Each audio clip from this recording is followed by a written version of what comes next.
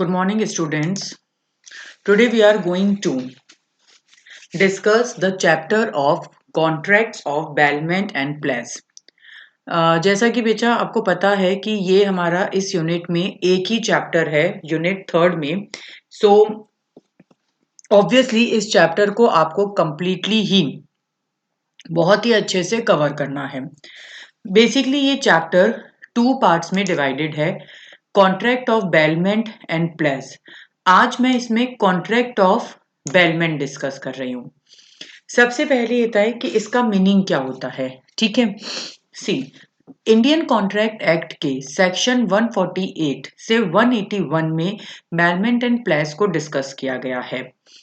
Bailment जो word है वो एक फ्रेंच वर्ड है बेलर, ठीक है, जिसका मतलब होता है टू डिलीवर या फिर हैंडिंग ओवर. ठीक है, बेलमेंट मीन्स बेसिकली क्या है कि एक पर्सन वॉलेंटरी अपनी कोई एसेट्स, ठीक है, अपनी कोई थिंग दूसरे पर्सन को यूज करने के लिए दे रहा है, उसका पोसेशन ट्रांसफर कर रहा है और सेकंड पर्सन जब अपना काम खत्म हो जाएगा उसको उस एसेट्स को वापस से रिटर्न बैक कर देगा.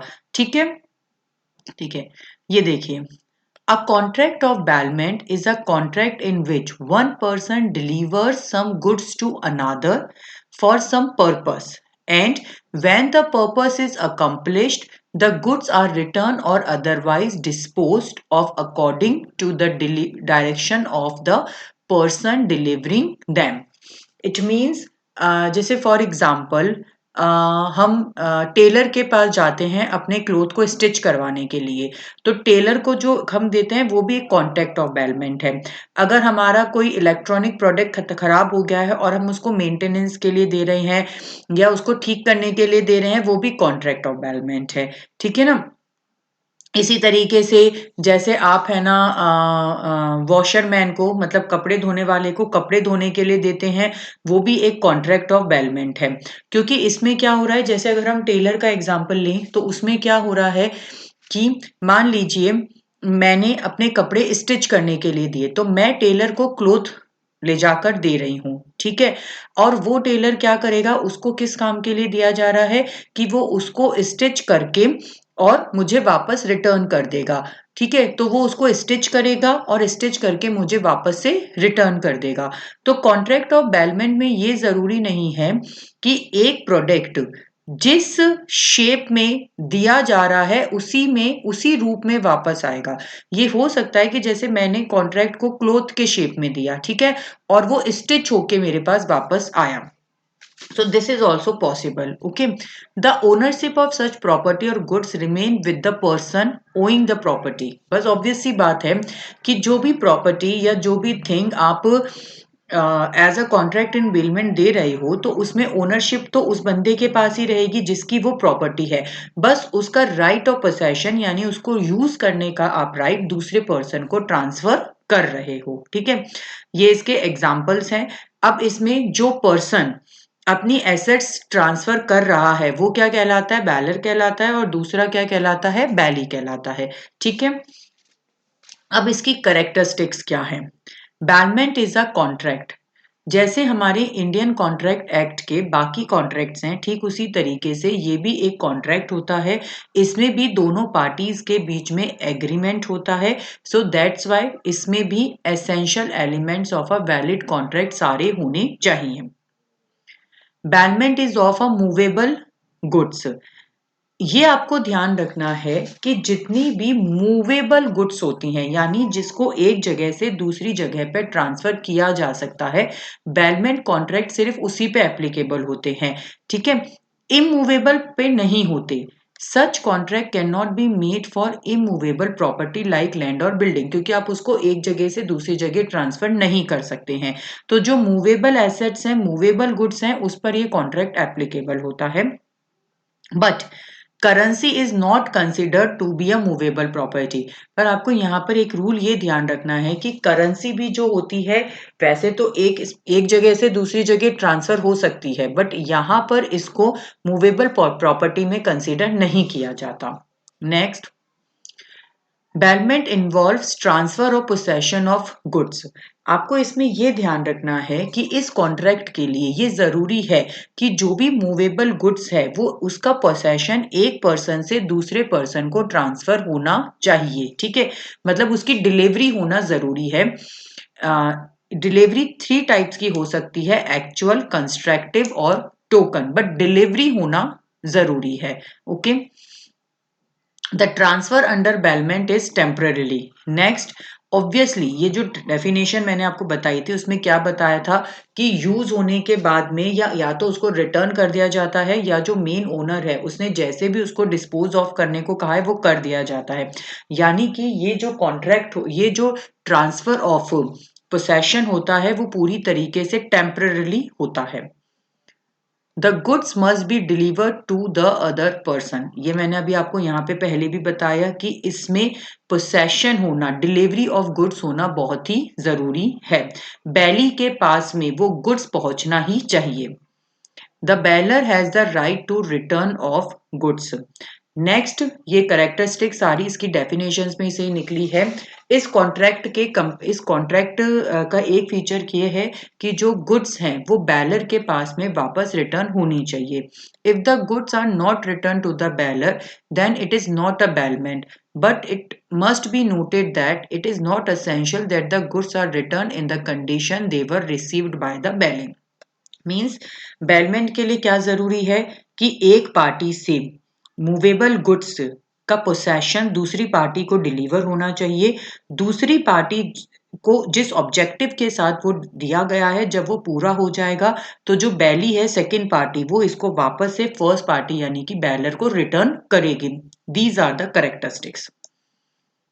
Next, delivery of goods in a contract of bailment. ये मैंने आपको अभी यहाँ पे भी बताया कि बेलमेंट कॉन्ट्रैक्ट के लिए ये जरूरी है कि ट्रांसफर गुड्स का पोसेशन ट्रांसफर होना ही चाहिए। और ये जो डिलीवरी है वो तीन तरीके की होती है, actual delivery, constructive delivery and token. Actual का तो मतलब ये है कि फिजिकल टर्म में, मतलब प्रोडक्ट को, गुड्स को उठाकर उसका पोसेशन एक हाथ से दूसरे हाथ में दिया जा रहा है। ठीक है, वो होता है आपका एक्चुअल डिलीवरी जो कि विजिबल होती है और फिजिकल डिलीवरी होती है। कंस्ट्रक्टिव डिलीवरी का मतलब ये होता है कि इसमें गुड्स का फिजिकल ट्रांसफर असेंशियल नहीं है। ठीक है, जैसे ये एक एग्जांपल है, if Vipin buy a radio and leave it with the sailor so that he can get a cabinet made, it will be a constructive delivery। जैसे कंस्ट्रक्टिव डिलीवरी का मतलब ये होता है कि जैसे मैंने कोई मान लीजिए कि मैंने जो सूट स्टिच कराया था टेलर से वो मैंने स्टिच करवा लिया है, ठीक है ना, बट अभी मैंने उसको टेलर के पास ही छोड़ दिया, उसका काम खत्म हो गया है, वो मुझे उसे फिजिकली हैंड ओवर करना चाहता है, बट फिर भी मैंने उसको टेलर के पास ये कह के छोड़ दिया कि भाई आप मैं इससे रिलेटेड और भी जो भी चीजें हैं वो पहले ले आती हूँ सब सामान, उसके बाद मैं आप इसका कर दूंगी। ठीक है, तो कंस्ट्रक्टिव डिलीवरी मीन्स कि फिजिकली वो गुड्स ट्रांसफर नहीं हुई है। ओके, बट ओनरशिप बट उसका पोसेशन ट्रांसफर हो चुका है। टोकन डिलीवरी एक सिंबॉलिक डिलीवरी होती है। The goods are not delivered to the bailee, an act is performed that transfer the goods to the bailee, handing over the key to a godown. इसका मतलब ये होता है कि इसमें फिजिकली वो गुड्स ट्रांसफर नहीं की गई है। जैसे इस एग्जांपल पे अगर हम जाएं तो जैसे एक गोडाउन है, वो गोडाउन में बहुत सारे प्रोडक्ट्स पड़े हुए हैं, ठीक है, और बीइंग अ बैलर मैंने उस गोडाउन की बैली को दे दी, तो मैंने एक सिंबॉलिक डिलीवरी कर दी कि ऑब्वियसली अगर मैं गोडाउन की किसी और को दे रही हूँ तो जिसके पास गोडाउन की है उस गुड्स पर भी उसी का पोसेशन है। ओके, नेक्स्ट देखिए, कई बार आपका 4 मार्क्स में या 2 मार्क्स में ऐसा क्वेश्चन आ जाता है, is deposit in bank a bailment, कि हम जो अपना कैश बैंक में डिपॉजिट कराते हैं क्या ये बेलमेंट कॉन्ट्रैक्ट में आता है?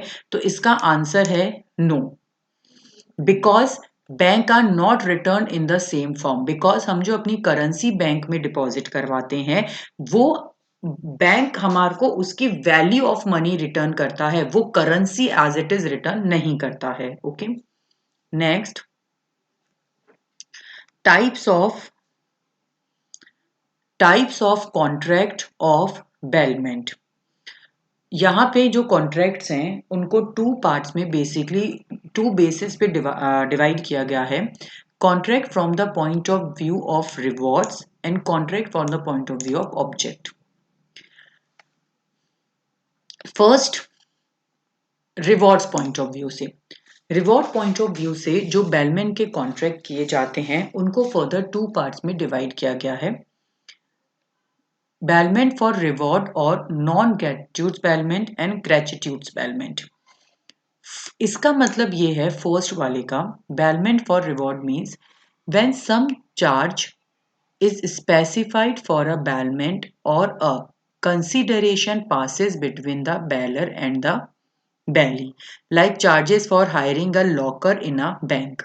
ठीक है, मीन्स अगर आप बेलर से बैली के बीच में इस कॉन्ट्रैक्ट में कोई भी कंसीडरेशन पे किया जा रहा है तो वो आपका इस कैटेगरी में आता है।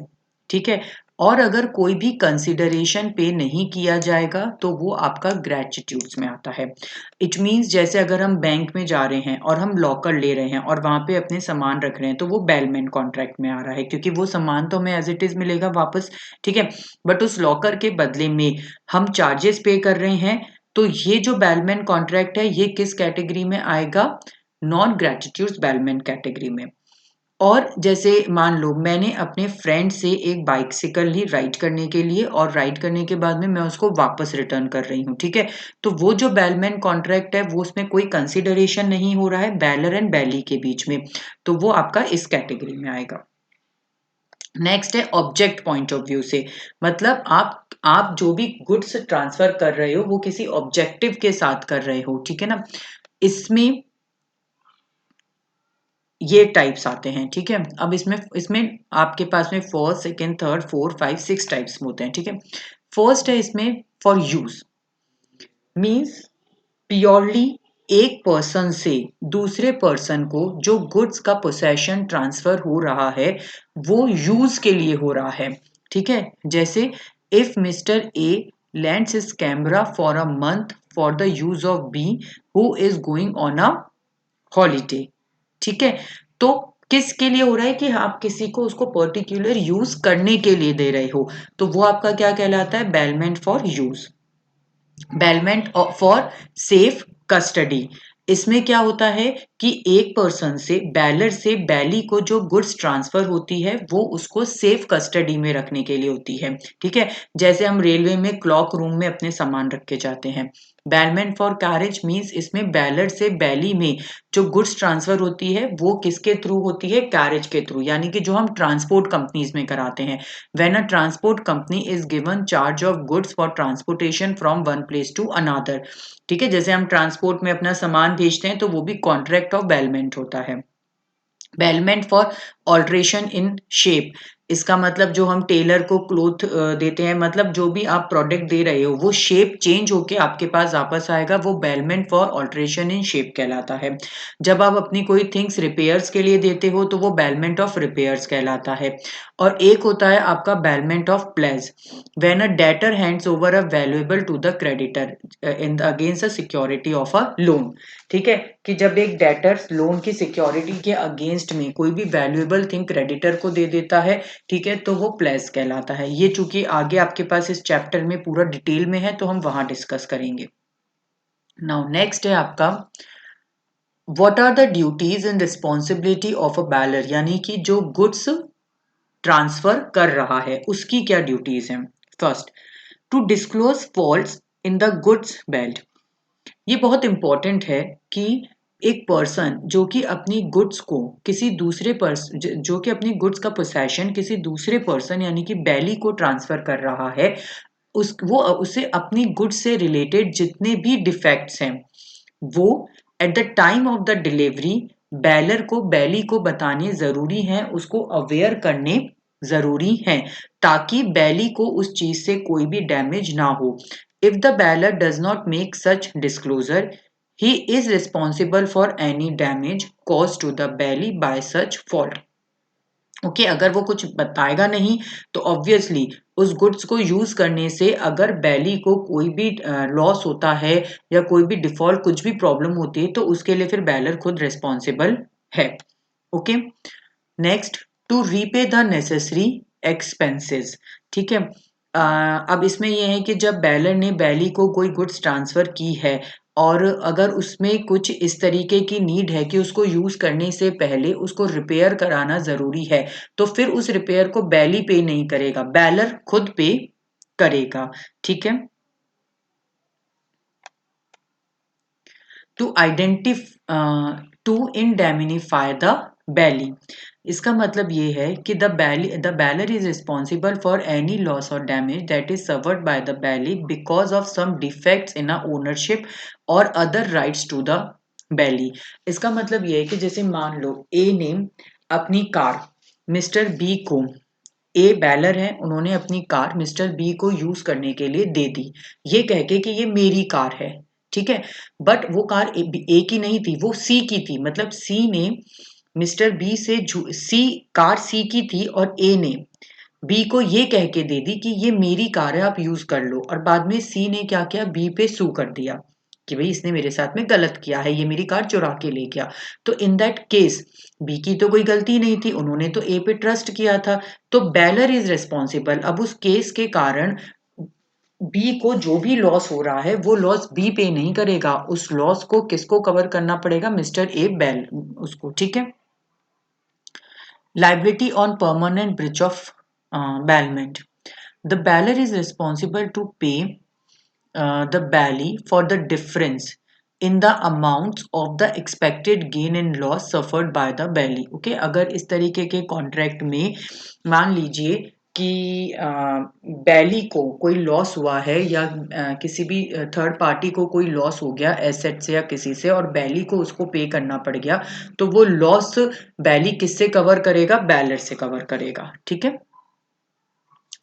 अब इसी तरीके से जो बैलर है उसके कुछ राइट्स भी होंगे ऑब्वियसली, अगर उसकी कुछ ड्यूटीज या रिस्पॉन्सिबिलिटीज हैं तो उसके कुछ राइट्स भी हैं। ठीक है अब उसका फर्स्ट राइट है right of indemnity for losses due to the negligence by बैली। जब एक पर्सन जब बैलर अपनी गुड्स को बैली को यूज करने को दे रहा है तो ये बैली का की रिस्पॉन्सिबिलिटी है कि वो उन गुड्स को प्रॉपर केयर के साथ में यूज करे। अगर वो उस गुड्स को प्रॉपर केयर के साथ में यूज नहीं कर रहा है तो इन दैट केस अगर बैली को अगर बैलर को किसी भी तरीके का कोई लॉस हो रहा है ठीक है तो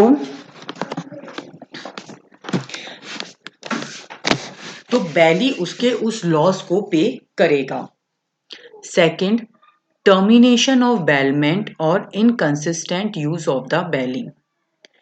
इसमें यह है कि बैली को जिस यूज के लिए वो एसेट्स दी गई है अगर बैली वो यूज ना करके एक इनकंसिस्टेंट इनप्रॉपर यूज कर रहा है जिससे वो एसेट्स डैमेज हो सकती है या उस एसेट्स को कोई लॉस हो सकता है तो बैलर चाहे तो वो अपने कॉन्ट्रैक्ट को टर्मिनेट कर सकता है।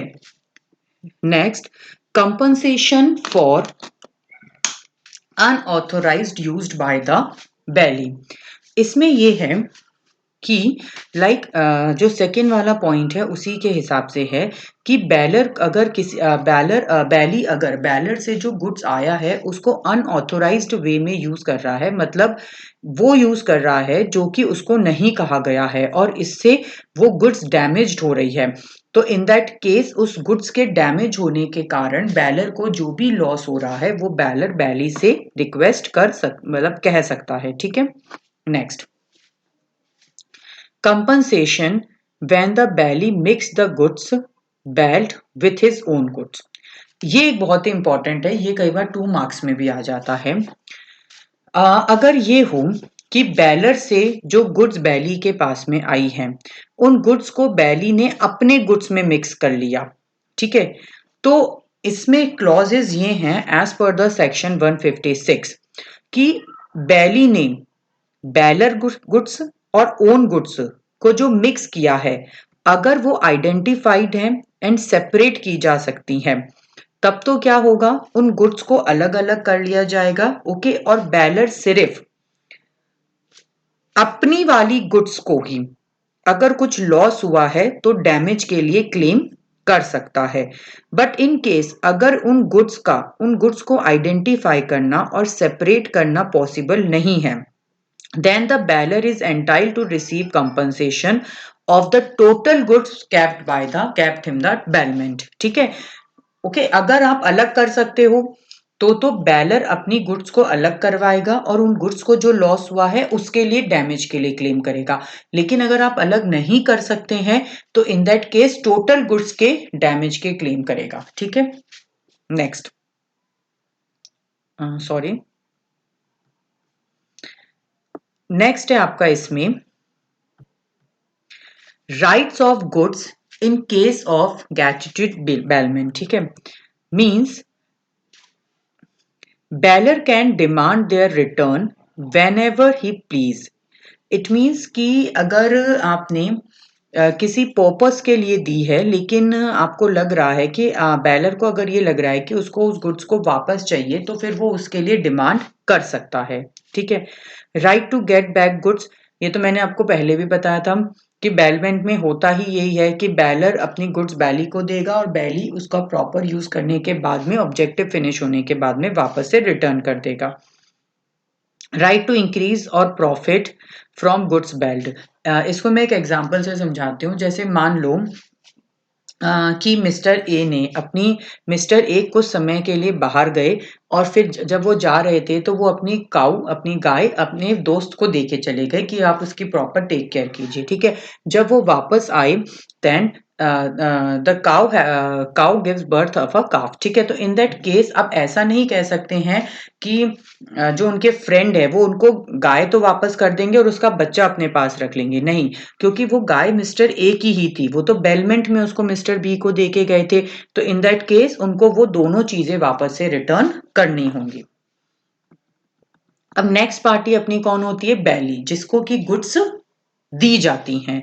ठीक है ना, जो कि अब किसी और के गुड्स पे पोसेशन रख के उसको यूज कर रहा है। तो अब यहां पर ये है कि इसकी खुद की ड्यूटीज यानी कि बैली की ड्यूटीज क्या क्या हैं। फर्स्ट, बहुत इजी सा है, अब आपको ये समझ में खुद आ जाएगा। Taking proper care of the goods bailed, ये एक बैली की रिस्पॉन्सिबिलिटी है कि अगर उसने किसी और से गुड्स ली हैं और उसको यूज कर रहा है तो उसकी बिल्कुल वैसे ही टेक केयर करेगा जैसे कि वो अपनी गुड्स की करता नॉर्मल कंडीशंस में। Next, not doing any act inconsistent with the terms of bailment.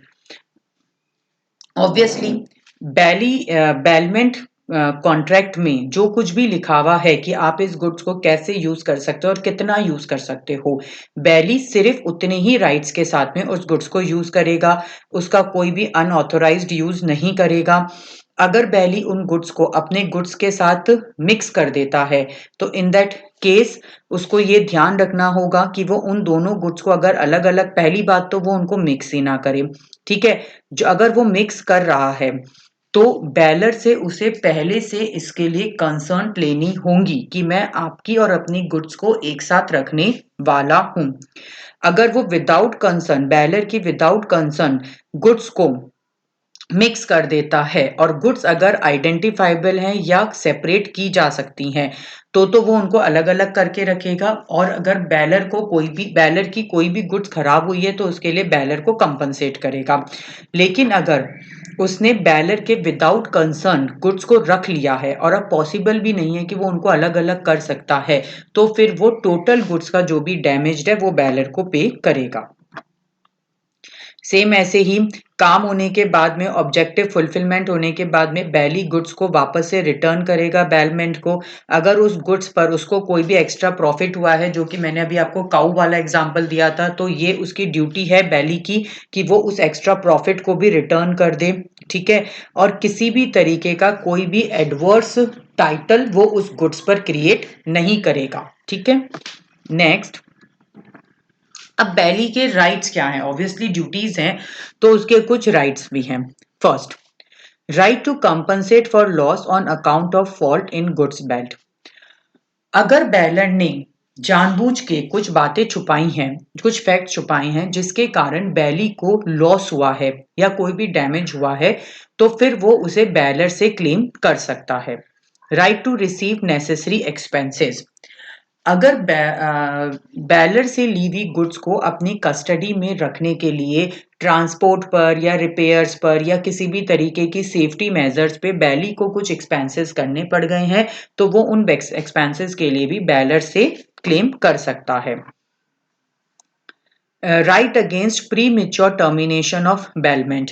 इसमें यह है कि मान लो कि जो बेलमेंट का कॉन्ट्रैक्ट है, बेलर उस कॉन्ट्रैक्ट को बीच में ही तोड़ रहा है और अपनी गुड्स वापस से मांग रहा है और इसके कारण बैली को कोई लॉस हो रहा है या कोई एक्सपेंसेस हो रहे हैं, तो वो फिर उनके लिए क्लेम कर सकता है बेलर से, जो कि बीच में कॉन्ट्रैक्ट को तोड़ रहा है।